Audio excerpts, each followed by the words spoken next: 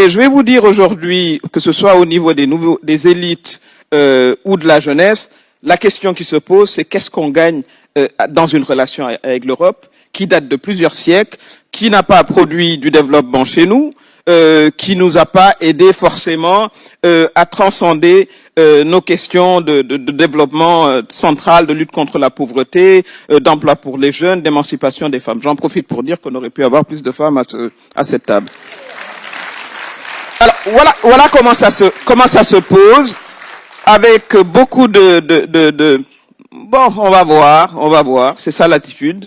D'autant plus que l'Afrique, il faut le dire, il faut y aller directement. Nous avons un besoin de financement énorme. Je crois que c'est Mo Ibrahim qui le disait tout à l'heure.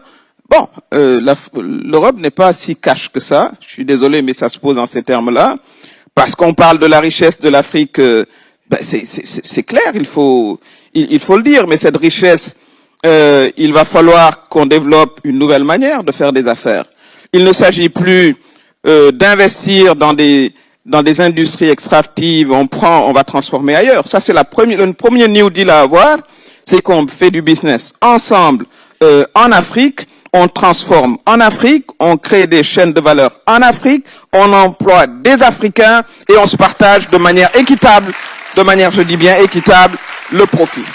Ça, c'est déjà un bon élément d'un New Deal qui aurait dû se passer il y a très longtemps. Mais commençons maintenant, voilà, c'est pas très tôt, on va dire. Et aujourd'hui, l'Europe, si elle veut, voilà, bâtir un partenariat avec l'Afrique, il faut que les termes de ce partenariat évoluent, comme je l'ai dit, vers plus d'égalité et plus d'équité. Autrement, voilà, le business africain ira ailleurs, se fera avec d'autres. Et voilà comment il faudrait envisager cette relation.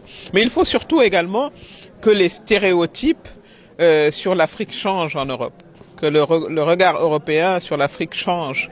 C'est un regard ancien, bâti sur des mythes qui n'existent pas, et ça, il faut que ça change fondamentalement. En tout cas, du côté de l'Afrique, c'est perçu comme tel. Il faut que le discours change. Les dérapages verbaux de hauts responsables est inacceptable.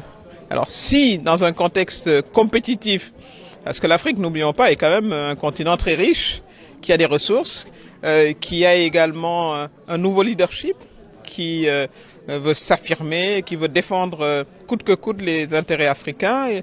L'Afrique a une population jeune, 70% de la population africaine a moins de 35 ans. Eh ben, on ne peut plus réfléchir comme il y a 50 ans. Plus rien n'est acquis. Plus rien ne peut être comme avant. Donc, c'est une invite justement à nos partenaires et amis européens, voilà, de changer même de psychologie et d'attitude.